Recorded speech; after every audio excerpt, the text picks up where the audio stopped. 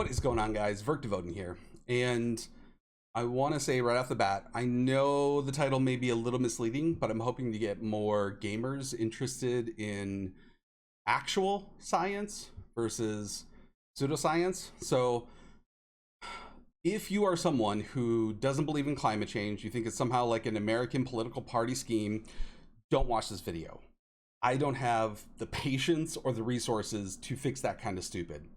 Um, if you're not, I want to talk a little about and get you interested in this, is that in the world right now, because of climate change, we are facing, even what we saw last week, well, right now, technically still, in America and throughout the rest of the monsoon season, it's going to be just terrible, right? The effects are on a graph only accelerating. They're only going up. The repercussions are only getting bigger and bigger every year.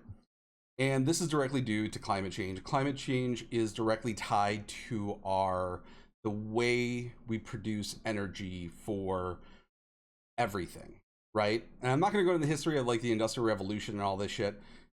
You should know most of this by now if you are out of high school, maybe. Maybe I shouldn't even say that. Well, I don't want to get lost on that. But anyway, you should. And right now, what we have is in this AI bubble, and I do think it's a bubble that is being created right now, is this massive need for all companies to generate the power needed to compute and run these data centers for AI. And it's not that I think that AI itself, AI itself does have a limiting factor in terms of its utility, but also I think what's going to come out of that is obviously going to be options that maybe we're not familiar with, maybe we don't know, maybe we don't see them right now, but I think there's going to be a lot more better solutions to the problems we have now. And almost every solution that we have to a problem that we created requires a lot of energy, and it just depends on the form of that energy. Now, there are a lot of people out there that are against nuclear power because, of Chernobyl, 3 Mile Island, whatever. Got the one in Japan, I forgot the name of it. But anyway, these are situations of the spotlight of empathy. Well, maybe that's not the spotlight of empathy, but it's basically like a spotlight on a singular event. So, give an example. When we had when Columbine happened, was I still in high school? I was still in high school. Or I might have just graduated when the Columbine shooting happened. Nothing like that had ever happened before. It rocked the nation, and everybody obsessed about it for years. The story went on for it was like headline news for like a year. That doesn't happen anymore, right? It changes by the minute now. And so our attention span and our ability to follow up on stories is like unbelievably minuscule. And because at the time Columbine enraptured the country because nothing had happened like that. Now when the school season starts, we just expect at least one mass shooting at a school, right? We've already had our first one.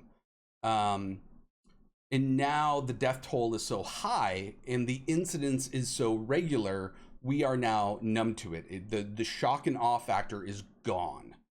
And this is kind of what I call the negative effect of media, is that it focuses on the individual tragic events. And obviously, when it comes to nuclear power plants, we've got those 3 big ones, right, in recent memory. And the one in Japan was the most recent. I couldn't tell you how many years ago, but it was, I don't know, decade, maybe 15 years ago. Anyway, of all the nuclear power plants in the world, the amount of meltdown and failure is super, super small. Now, the term nuclear is kind of demonized by a lot of people because they don't understand it. The amount of power, out of all the options that we currently have in their current state, there is no power source that is able to generate enough power in relation to its waste product that is better than nuclear power. There is none. And this is where we come to this article. And I'm sorry it took me a long time to get there, but I wanted to kind of give you some framing on this. So Microsoft is in a deal to help restart 3 Mile Island. Specifically, now there are the entire thing didn't melt down. There were 2 units, and I think it was like Unit 2 was the one that melted down, and then the other one, I thought it was still running, but maybe the article actually. Sorry, I briefly scanned over this. Okay, so Unit 1 was shut down in 2019. I thought it was still running for some reason. So anyway, what Microsoft is going to do is it's going to buy they're going to restart Unit 1. Right? They came to a deal with the owners of Unit 1. They're going to restart it after almost 5 years of being shut down, and they are going to buy all of the electricity generated from a nuclear power plant. How this isn't getting more press is beyond me. Probably because we live in an era of alternative facts and nobody gives a shit anymore. Now that we've landed on the moon and we have the internet, nobody cares about like actual science anymore. They're just bombarded with YouTube videos and podcasters that don't know what the fuck they're talking about. So anyway, it's unbelievably huge, and I have to think, oh, it even says right here, Microsoft AI needs so much power, it's tapping the, that's our headline, sorry. I thought maybe they talked about it. Again, I didn't read this whole article. I was just like, I'm cooking dinner, I'm trying to work out, and I see this and I'm like, holy shit, I gotta get on this. And I thought it'd make a really cool video. So the gulf between, like, imagine the power consumption of AI and technology kind of in general is like Jabba the Hutt. It needs to feed constantly. There is never going to be enough. There is just this black hole that is, ties to a wormhole into the expanse of nothing inside of Jabba the Hutt's stomach. That is the need for energy. What form that energy takes, right, that's up to debate. We got a lot of different options coming out of fossil fuels, or out of the decreasing use of fossil fuels and the increasing of renewable energy.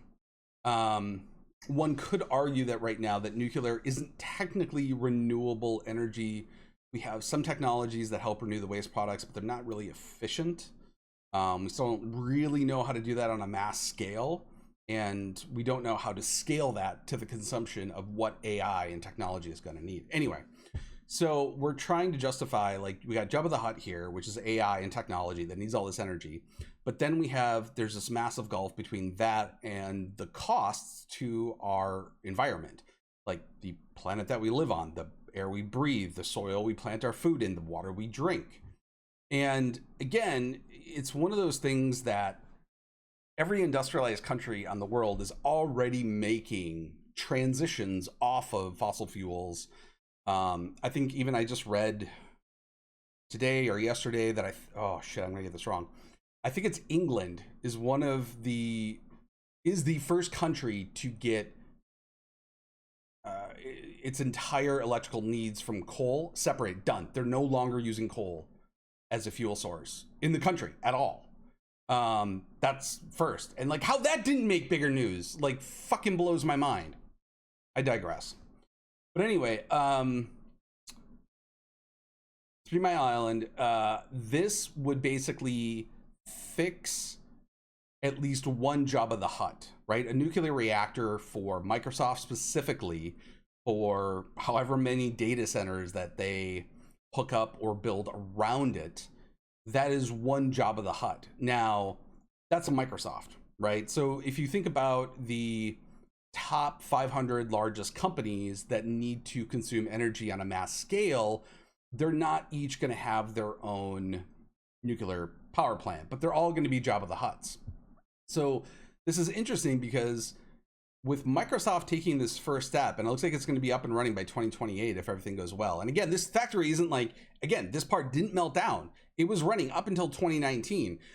The amount of regulation in safety from a federal, a state side, international trade agreement side is so unbelievable. It's so highly regulated, right? This is why nuclear meltdowns are so fantastical because it's so hard to, it just doesn't happen that often. And as Chris Hayes once said, the media never talks about the planes that land every day, even though like it's a modern everyday miracle.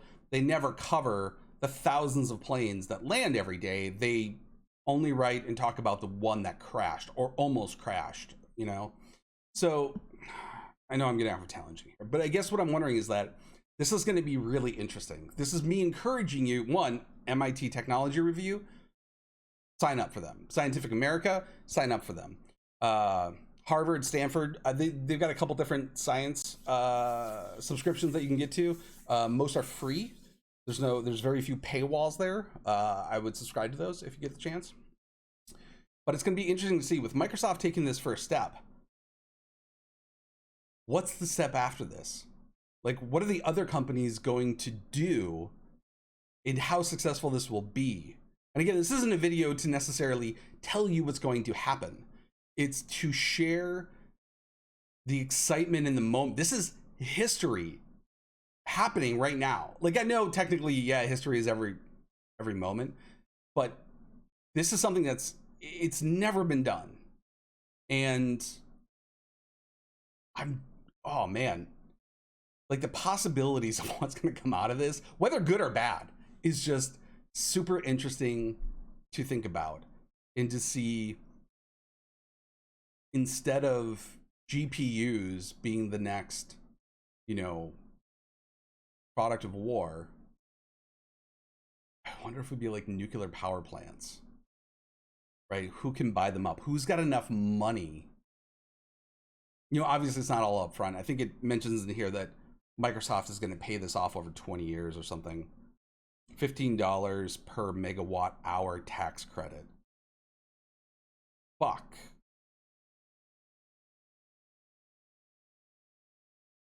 Anyway, I'm just interested to see like what's really going to happen with this. Can you imagine if like Sony bought a nuclear power plant in Japan?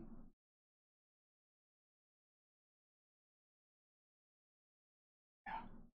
Anyway, hope you enjoyed the video.